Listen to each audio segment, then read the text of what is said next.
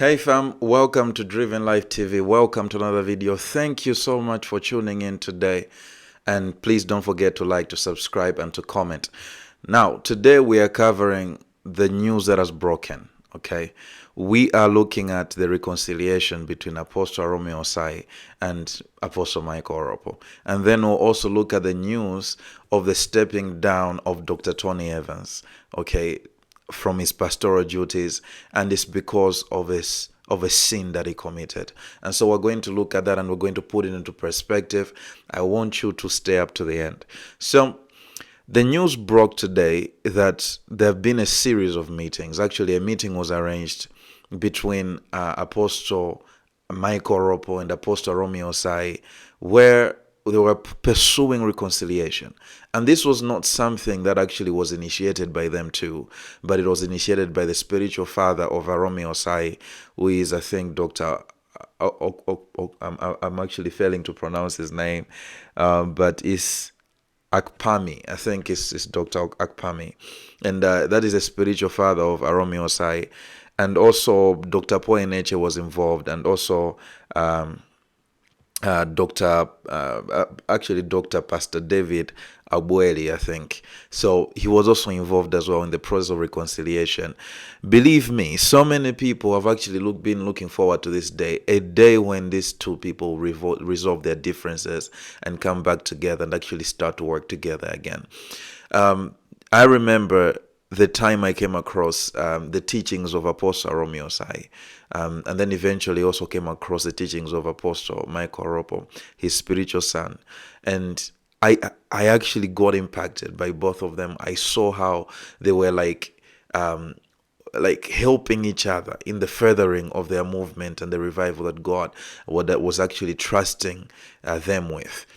We saw how they just flooded the internet in 2020 onwards. Like, everybody was talking about them, everybody was listening to them, everybody was getting impacted by the message that was oozing from their mouths. And we saw how well they were working together. We saw when Orokpo was still submitted under Arome Osayi, how forceful he was in the impact that he was making, and it was amazing. And so when the splitting happened, we saw so many stories that came up, and people were having so many things that they were saying. But we saw some interviews recently of Orokpo. We saw interviews of Pastor, I think it was, I'm not sure if it's Gideon, no, not Gideon, but this Pastor, the one who was working with Orokpo as well, but recently went back to Arome Osayi. He reconciled with Arome Osayi, and also Arome Osayi went and blessed his work that he had started,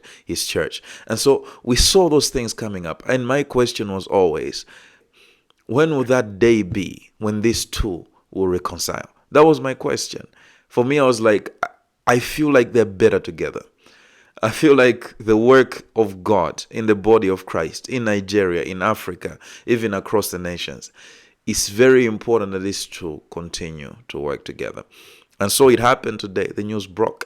So a post that I came across was a post a friend of mine actually shared with me. It was by Reverend Hughes. So he's part of Remnant Christian Network as well.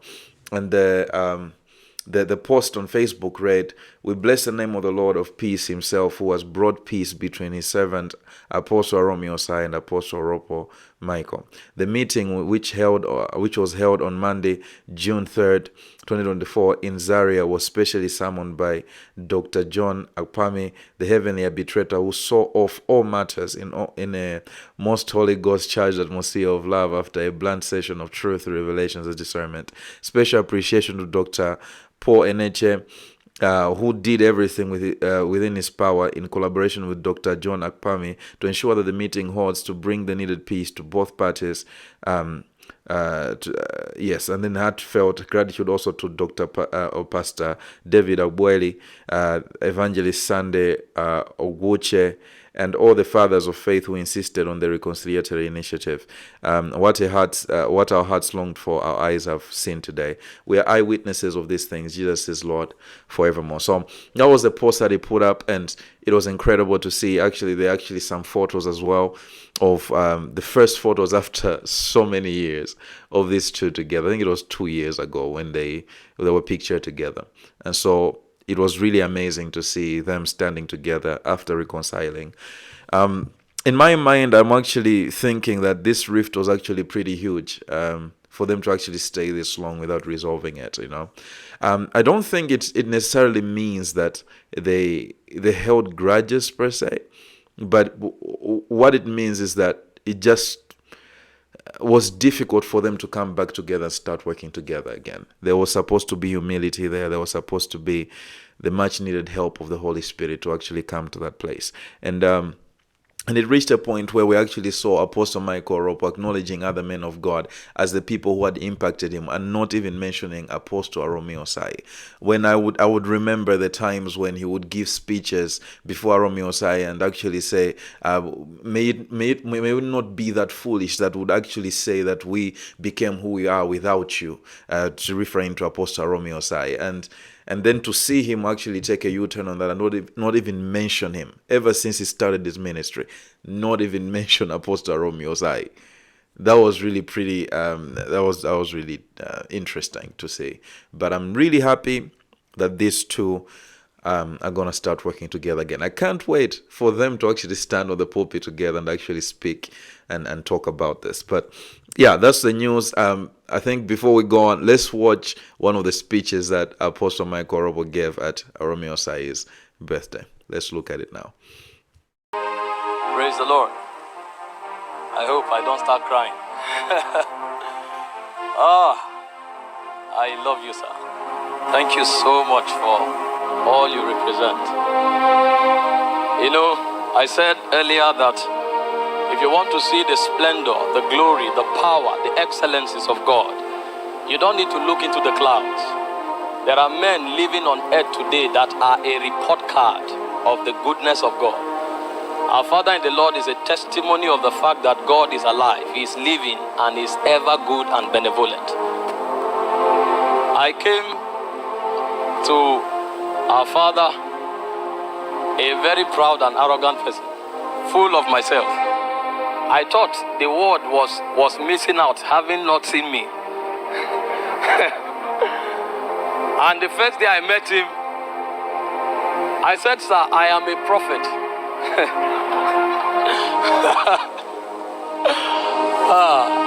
And he held my hands and he said, "You are light, you are light." He said, "We have messages. Go and receive them, listen to them." And when I listened to the messages, without anybody telling me, I saw the magnitude of my folly. I realized I had no direction, no discernment, no wisdom, no spiritual strength. And I knew there was so much to learn, because God is more than a gift. God is life. And I knew I needed to enter into the economy of life. And again and again and again, He held me by the hand and He led me through life. I met God's servant when I was going through a difficult time. My mom died. My dad's only brother died. My elder brother died. At a point I felt Christianity could be a lie, because I didn't know God as a person. I knew the things God could do, and by principles I learned some of them, but I didn't know God as a person. And He began to teach me the ways of God. I remember many times learning some of the things He taught me. I ran into roadblocks, and I'll come back to Him. There was a time I traveled for a meeting. I began to challenge territorial spirits, and I almost died. One of them came to me, and for 2 weeks I was struggling with lust. I went to him at night. It was after the service. He said, what did happen? And he carried me to the house, took me to the well. We sat on the well outside at close to 12 midnight. And then he spoke to me, encouraged me, held my hands, prayed, rebuked that influence from my heart, my soul. And then from time to time, he sent me for meetings. The first time he sent me for a meeting, I was like, how do men represent you? Where do you start from? How do you go about it? And he guided me through life. Today, I am obligated to testify because my messages, my personality, my ideologies and philosophies, my knowledge of God, my work with God is all a testimony of Apostles' leadership, his love, and his work with God. Without Apostle Arome, we have no message. Without Apostle Arome, we have no identity.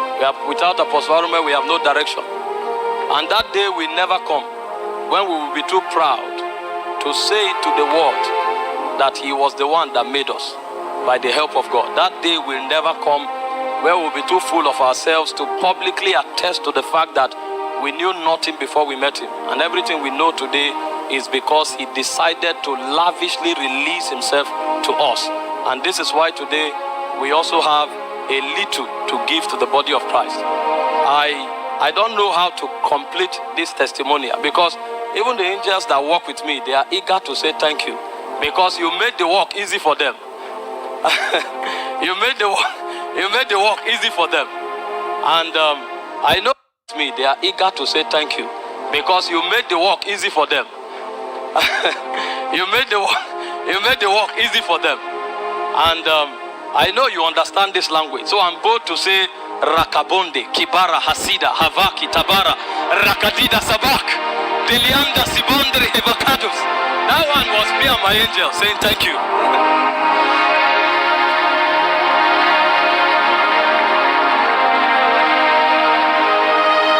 Wow. Can we make it louder one more time, please? A round of applause to Apostle Michael Orokpo. Wow, wow, wow. When I said he has a great grand and Gandel command of words, I wasn't kidding. The man is just simply amazing. Daddy, we love you. And so, apart from that, we are also going to look at the news that broke of Dr. Tony Evans or Pastor Tony Evans stepping down from his pastoral duties from the pulpit because of a sin he committed years ago. And so in his speech, he actually says that, maybe his statement, he actually says that, I did something that was not consistent with the righteousness that the word of God wants us to live by. And so because of that, I am going to hold myself to that standard today. So this is something he did years ago. Okay, but it never surfaced, I think.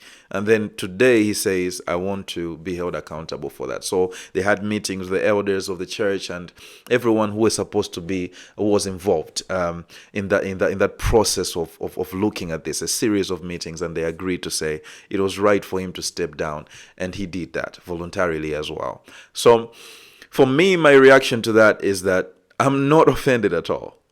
I'm actually amazed by the humility. I'm amazed by the integrity that is actually showing now to actually come out. But at the same time, I also always say, because I just hope that this is actually temporary and that he works through whatever he's working through. For me, I also feel like he just needs a break because so much has happened to him and his family, where he's lost his wife. So many things have gone on around him and it's not been easy. He got married recently again to another lady. But I feel like he needed a break just to make sure that he recovered and recouped. So I believe this is actually going to help him out. And so let's watch the news coverage on that as well. Well-known Dallas pastor Dr. Tony Evans stepped aside from leading the 10,000-member Oak Cliff Bible Fellowship. Evans cited a past sin as the reason for the move after more than 40 years at the pulpit. Our 4 Stephen Dial live with what Evans told the congregation. Stephen. Yeah, the news was a big shock to the faith-based community nationwide, and Evans, who recently got married, said that he committed no crime, but committed a sin. Sunday, renowned Dallas pastor Dr. Tony Evans told his congregation he would be stepping away from his senior pastoral duties. Evans spoke to the congregation, but it was not part of the recording posted to the church website, which featured lead associate pastor Bobby Gibson. Good morning, Oak Cliff. Come on, clap, clap, clap, clap. Evans grew the congregation of Oak Cliff Bible Fellowship to 10,000 members, serving as pastor for more than 40 years. Evans said the foundation of his ministry is the commitment to the Word of God as the supreme standard. In a statement, he went on to say, "A number of years ago, I fell short of that standard. I am therefore required to apply the same biblical standard of repentance and restoration to myself that I have applied to others. There's been much speculation as to what specifically caused Evans to step aside and for how long. He did not address that directly, but said, "While I have committed no crime, I did not use righteous judgment in my actions. In light of this, I am stepping away from my pastoral duties and am submitting to a healing and restoration process established by the elders." So it's very incredible to actually see that we still have men of God in the body of Christ who are very honest, full of integrity. I know he messed up, maybe whatever he did, we don't know. And it's not good to speculate. All I can say is that I'm really, really always amazed by Dr. Tony Evans. He's one of the most exemplary men of God I've ever seen.